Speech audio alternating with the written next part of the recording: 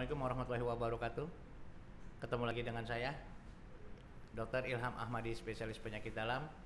Kali ini saya kedatangan tamu yang merupakan salah satu dari pasien yang kebetulan satu keluarga hampir terkena semuanya. Jadi saya ingin beliau ini bercerita tentang keadaan keluarganya. Alhamdulillah sejak kena dan sampai sekarang sudah sembuh lagi. Saya perkenalkan dulu teman saya. Teman saya ini namanya Pak Doli. Pak, coba tolong dikenalin dulu dong, Bro. Iya, Ya. Doli Harahap. Doli Harahap. Bisa ceritain nggak supaya teman-teman yang ada nonton video ini bisa tahu kenapa bisa sampai kena itu? Dari siapa aja yang kena tuh di keluarga tuh? Terus bagaimana gitu, Bro? Oke, itu permulaannya dari pembantu yang keluar masuk tiba-tiba malam-malam dia keluar. Maksudnya sering ya, keluar masuk dia ya? Ya, waktu itu awalnya saya udah melarang untuk tidak keluar rumah selama mengurus ibu saya. Baik. Tapi karena dia diam-diam, Ternyata akhirnya sakit dia. Ternyata Diam-diam. anaknya sakit. Oh, Oh, ini pembantunya pulang pergi maksudnya? Iya. Oke, ya. Awalnya anaknya sakit, dia besuk ke anaknya. Melihat ke anaknya, malam itu juga pulang, balik lagi ke rumah. Oh gitu. Nah, tiba-tiba nggak taunya Ternyata dia udah bawa tuh virusnya. udah bawa virus. Baik. Nah, terus yang pertama kali kena di rumah siapa dulu itu? Awalnya orang tua laki. Orang tua laki, papahnya ya? Bapak Papahnya saya kena dulu. Baik. Bapak saya kena.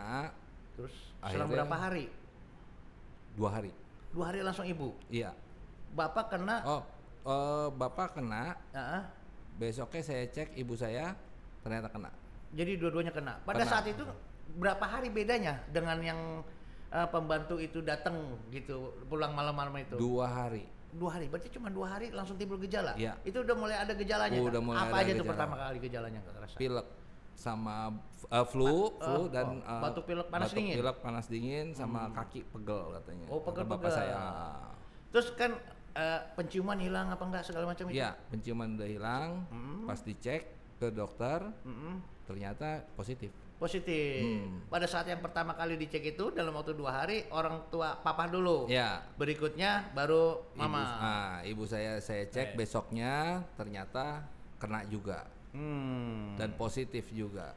Baik. Kan kemarin ini lagi gawat-gawatnya ya. Kita lagi penuh-penuhnya. Bahkan di rumah sakit saya juga kan lagi luber-lubernya lah begitu. Pasti yang dialami. Nah, terus akhirnya bagaimana penanganannya itu? Kalau Kebetulan keluarga orang itu? tua saya langsung masuk ke salah satu rumah sakit. Yang ayah nih, Ayah. papa ya. Bapak saya. Heeh. Ibu saya Nggak kebagian. nggak kebagian ke rumah sakit. Masya Sama Allah. sekali full semuanya. Iya Allah. Akhirnya saya bawa pulang Heeh. dan saya rawat di rumah.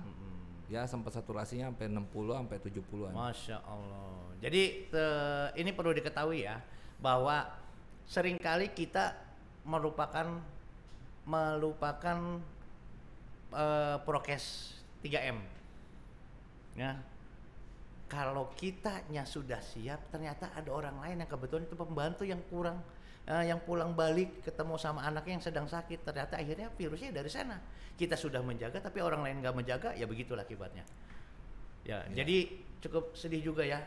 Nah, sampai akhirnya semuanya tuh pada kena. Dari keluarganya Bang Doli mah nggak ada apa-apa ya? Nggak ada yang kena ya, nggak ya? Alhamdulillah. Karena memang misah rumahnya. Pisah rumahnya. Baik. Nah kan ceritanya nih, papa mah kan bisa masuk dirawat di rumah sakit, Iya. mama kan terpaksa enggak karena enggak kebagian gitu ya. Iya. Anggaplah papa mah udah aman lah ya, udah terkendali. Nah mama ini gimana nih ceritanya? Sampai dirawat di rumah itu bagaimana? Apa aja tuh yang dilakuin tuh pada saat itu? Saya lagi tuh waktu itu melakukannya adalah untung oksigennya ada. Jadi pada saat saturasi itu dia duduk buang air di bangkunya tempatnya. Dia mau balik lagi ke tempat tidur udah nggak bisa. Udah nggak kuat. Udah nggak kuat. Masya Sama sekali Allah. udah hilang kayak seperti hilang ingatan lah. Pingsan maksudnya. Pingsan. Seperti itulah hampir, ya. pingsan. Lemas banget ya. Lemes banget. Baik. Waktu itu sempat dicek dong dari saturasi. Berarti beli alatnya ya? Iya ada alatnya. Saturasi Nah. ada. Untungnya oksigen juga waktu itu ada, cuman yang kecil ya. Ya. Nah. Nah, itulah juga maksud saya kalau yang ingin isolasi mandiri, ya ada beberapa alat yang harus dipunyai. Salah satu itu tadi pulse oximeter dan termometer. Minimal 2 itu saja dulu. Ya, kalau yang lain tinggal opsional lah. Paling tidak 2 itu harus punya. Ya. Kalau untuk isolasi mandiri, dan dikhawatirkan takutnya terjadi perburukan seperti mamanya Bang Doli ini ya. Terus Bang Doli pada saat perburukan kayak gitu kan Bang Doli kan nggak ada medis-medisnya gitulah ya, nggak ada dunia medis-medisnya ya. Nggak ada sama sekali waktu itu. Terus ya anggaplah pada saat ketemu saya kan cuma tinggal ngasih. Kebetulan di sana kan saya juga paling cuma ngasih instruksi, ngasih kabar, mengkontrol doang. Nah, terus yang di rumah tuh yang ngurusin siapa gitu? Saya sendiri.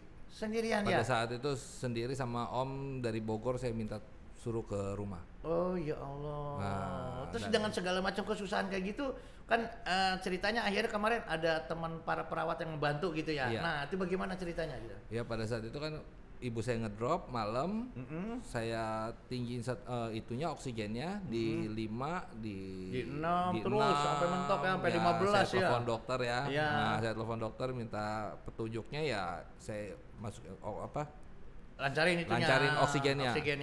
Sampai ibu saya saturasinya naik di 90, baru saya turunin lagi di 2. Oh. Karena turun bertahap ya. Ya, turun bertahap di 2, karena di 2 itu karena saya lihat oksigen udah nggak ada. Oh, terpaksa harus harus di 2. Yang penting ada masuk oksigen sedikit. Karena benar-benar oksigen itu sama sekali tidak ada. Habis waktu itu ya. Habis, yang jual juga tidak ada pada saat itu. Jadi saya bertahan untuk buat besok. Jadi saya hantam di 2. Ya, bagi udah malam waktu itu ya. Udah malam. Jam 8-an itu, jam 8 jam 9-an. Jadi andai pun ada juga tokonya tutup ya. Iya, dan ada juga habis. Buka tapi habis oksigennya. Ya itulah, memang kemarin ada bermacam-macam masalah ya, yang memang kita banyak yang ngalamin kayak gitu kalau Bang Doli ya. Kita banyak yang ngalamin kayak gitu tuh.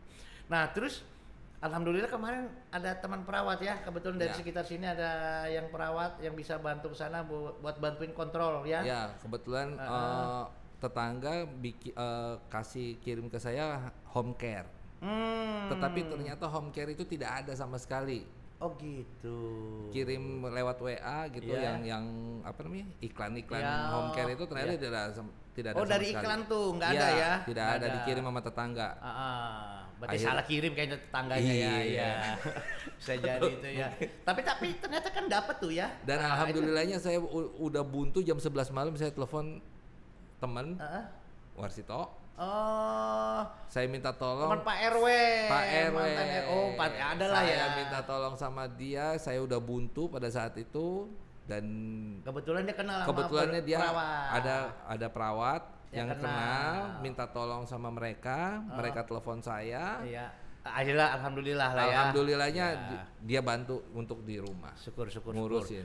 Ya masalahnya nggak semua orang loh bisa beruntung seperti itu ya. Iya, alhamdulillah banget, bersyukur. Jadi perlu diketahui bahwa orang tuanya Bang Doli ini ayah sudah 80 tahunan lebih.